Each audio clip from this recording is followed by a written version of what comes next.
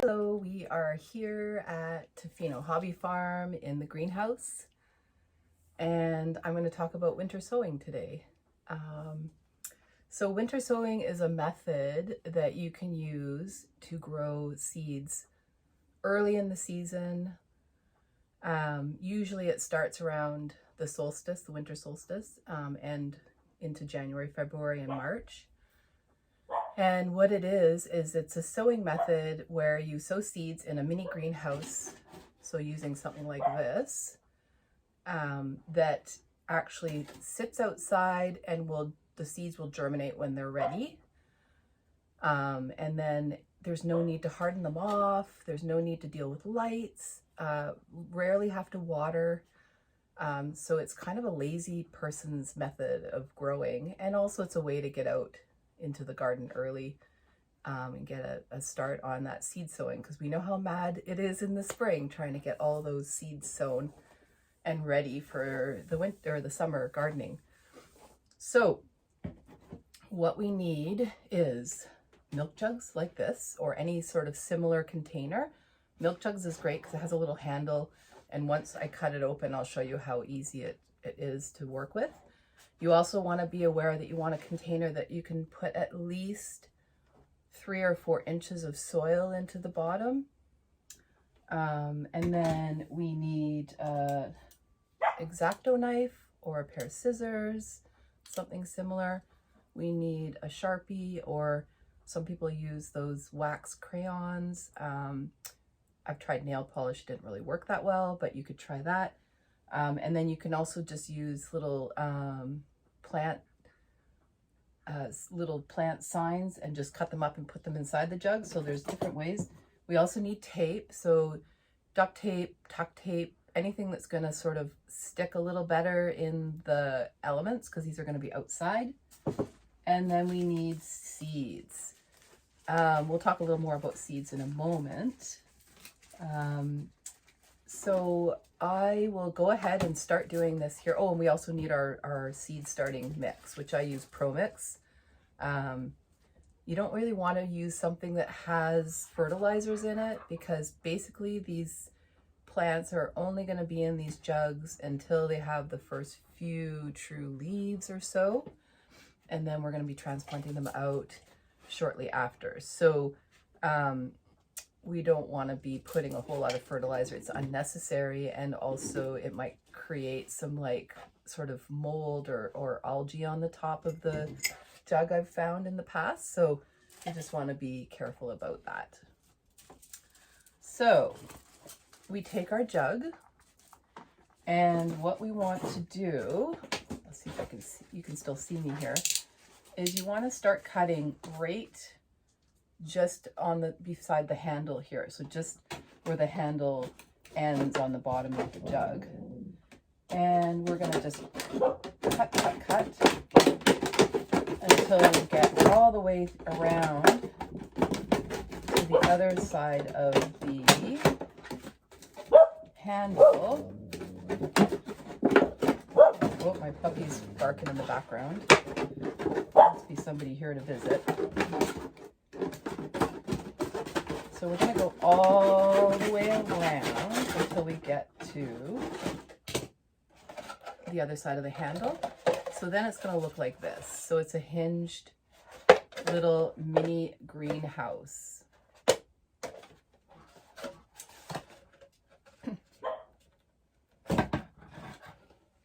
And before we do this, normally we would put holes in the bottom. So it's going to be a little more challenging for me to do that. Some people use a drill. Some people just put their knife in and give it a little turn. It's really important that you have drainage, because especially in our weather, we can get a lot of rain. And even though it is a little mini greenhouse, the lid is off. And so there's definitely opportunity for it to be waterlogged if we don't have enough drainage. So drainage is very important. I also like to put a little hole in just up the side a little bit, because then if it does have we do have a heavy rain and there's a lot of water in there, it'll be able to drain out there as well.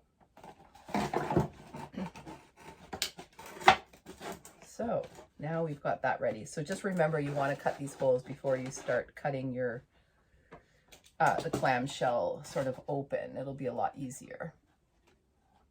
So now that we have this, there's a few things you can do. You can actually put a coffee filter in the bottom, and by doing that, you're keeping the soil in if your holes are a little bit bigger, but you're also preventing any little slugs from getting through the little holes that you've made. And this is especially if you're going to leave these on the ground. I'll show you later where I put mine, so they're a little bit up off the ground, so I'm not so worried about that. And you also want to make sure the lid is off. This is where snow, if you're in a snowy climate, or rain or hail or whatever, can get in and keep those seeds moist if need be. So I've already pre-moistened our seed starting soil here. And what you want is to make sure that it's not sopping wet, that it's going to like lots of water is going to ring out, but just like it holds together. It's like a nice mixture of water and seed starting soil. So I'm going to fill up my jug. And we want to fill it up pretty full. You want to also pat down the soil, but you don't want it to be so tight in there that there's no airflow. And you want it fairly even, so that sometimes I find if the seeds go in there and they're small and you're not level, then they end up shifting. If there's any rain that does get in there, shifts to one side, and then you've got all your seeds starting in one corner instead of evenly. So about like that.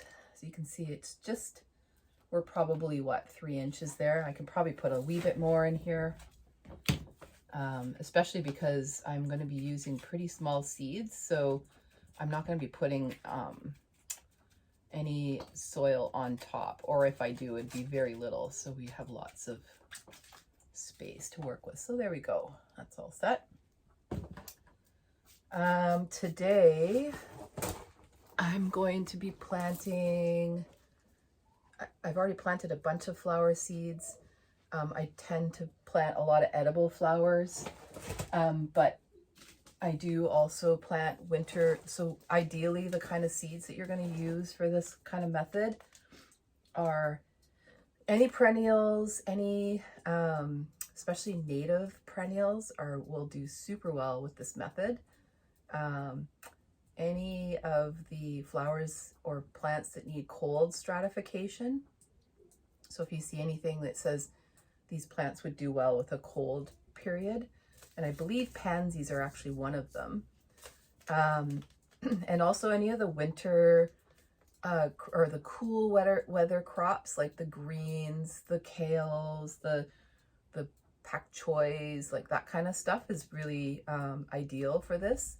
But any seeds can be grown this way. It's just that I try to start the colder, or the perennials, or the ones that need that colder time in the early part of the year. So either January or late December. And then I successively sow those throughout January, February. But I also will start with my cold green crops, like the lettuces and the spinach and the cress and corn salad and the mustards, etc. They can go in anytime January, February as well. And then come like end of February, beginning of March, then I'll start thinking about like zucchini and tomatoes and things like that will be okay at that time, and they won't be sitting in that soil for so long. Winter sowing is not a way to jumpstart the season necessarily, because what it does is it allows the seed to germinate when it feels that it's ready, like the right time. So we're not trying to expedite the process. We're just trying to do a little more early in the season, not having to use the lights and the heat pads and the constant watering and then hardening off of plants that would be sown inside if you wanted to get a head start. So this is just a way to allow the plants to naturally grow when they're supposed to, when they know it's ready. And the great thing about this, some of the pros of it for sure, are that obviously you don't have to water as much. You're not dealing with the heat pads and the inside gardening, etc. You're also, it's a major space spacing because you think space saving technique, because you think of all those 4-inch pots that you might be planting inside, or even smaller cells that you have to then pot up at some point. So we're definitely space saving this way. What else is there?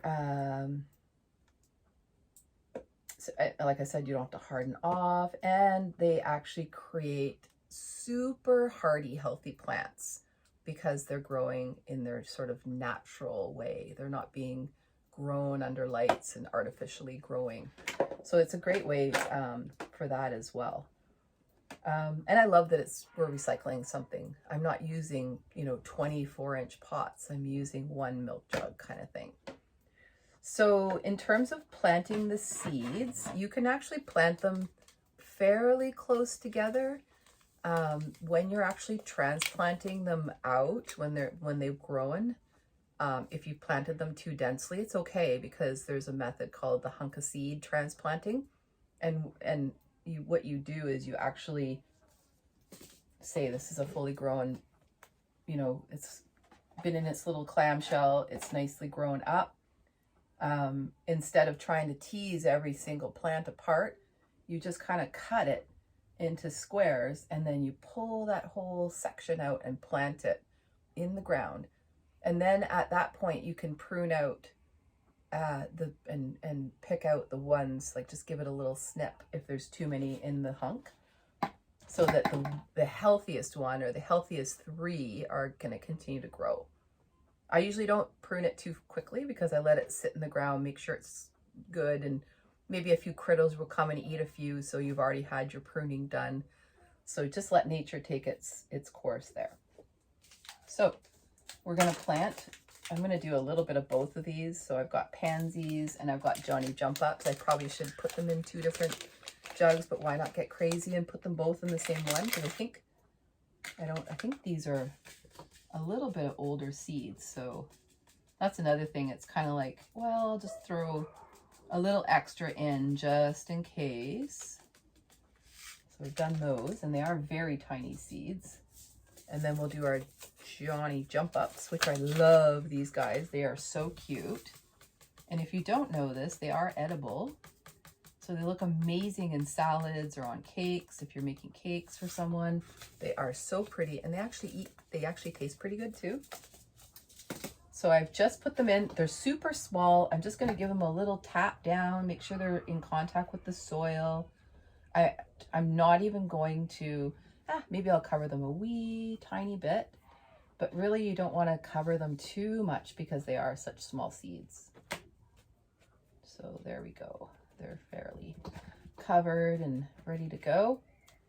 And then we're going to close up the clam, and we're going to get our tape, which hopefully this will work for me here. That's the only thing I don't love about this process, is having to use this tape. But really, in the whole scheme of things, when you think of all the pots and all the other things that you're, preventing from going into the landfill eventually, a little bit of tape is not a big deal, I think. The other thing you can do, I've seen, and I've tried it before, I didn't love it, is you can punch little holes in the sides and the top and bottom of the clam, and then put a little twist tie through or a piece of wire to keep it closed.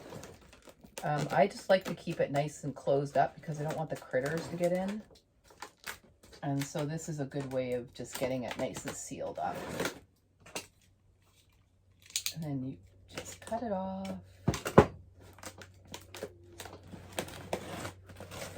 And make sure it's all stuck together. You want to make sure your container is fairly dry or it doesn't want to stick. So there it is. It's secure. And we will put our note on here. We've put pansies and jump ups. You can put the date if you want. I usually write it on my calendar in my little book so that because sometimes this will wear off, so I put it on a few places just to make sure. Hopefully somewhere we'll be able to still see it. And then what I'm going to do is pop it outside where I have my other ones, which I will show you that in just a moment too. Yeah, and that's about it. So I will take you over to see where I've put the other ones, and a few other little tips along the way too. So here we are outside. You can see here that we've used our old chicken door to our chicken coop to keep these up off the ground, and we just put little flower pots underneath on the four corners, and it's just keeping them up off the ground enough that little critters aren't not gonna get in, the slugs aren't as tempted. I mean, they can surely get in there somehow, but it's definitely preventing them from being overrun by slugs. You'll also notice that we're in the shade here. I don't know if you can notice that, but anyway, we are in the shade. And the reason why we want to be in the shade in the Pacific Northwest when we're first starting these out is because we have such extreme weather, and if we put them in the sun, it might artificially warm them up too early, and then we'd have growth much too early in the season, and then we wouldn't know where to put them in our garden because they wouldn't be in a good shape to be in our garden at that point in the year. So we leave them in the shade, and as soon as they germinate, so the temperature is right for them, they'll germinate, and then as soon as they germinate, we take them out and put them into the sun. At that point, if it is very sunny and warm, like when we do have those really warm days, we need to take the tape off and crack it open even a little bit, just to get the airflow through there and also to keep it cool enough. I usually try to keep them still somewhat covered, so I'll leave the jug with just a little bit of space so that they're cool enough, but they're not going to be trampled if it does start to rain, because we don't want to be having to come in and out of the house all the time dealing with our little seedlings. So as soon as, like I said, as soon as they germinate out into a sunnier location, maybe even like a part sun location at this point in the year, they'll slowly grow. As soon as they have their first true leaves is when I consider putting them in the garden. I might have to keep them covered still, but at least they're ready to go at that point. And they are so healthy and hardy and beautiful. So it's a really great method. So I just wanted to mention that you can also use old jugs from last year. So this one was Alyssum from last year, and I'm going to use it again. So I just give it a quick scrub. Just leave a toad out in our weather with all our rain. You just leave a toad out, it'll fill up with water, rainwater. We use a toilet brush, brand new of course, for cleaning our chickens' water. So it was kind of perfect to just grab it and give these a little scrub. It doesn't have to be perfect. I'm not one of those fussy gardeners that bleaches every pot and stuff. I don't know if that's good or bad, but anyway, here it is, cleaned out. I've also been asked, how do you store all these jugs every year? And this is how we use them.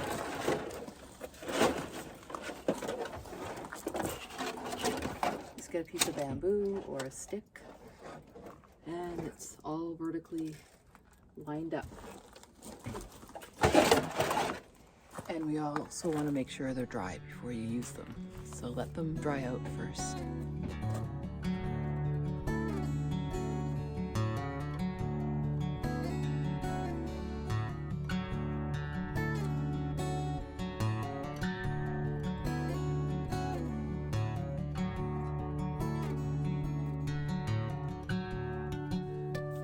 Thank you so much for joining me on this winter sowing journey.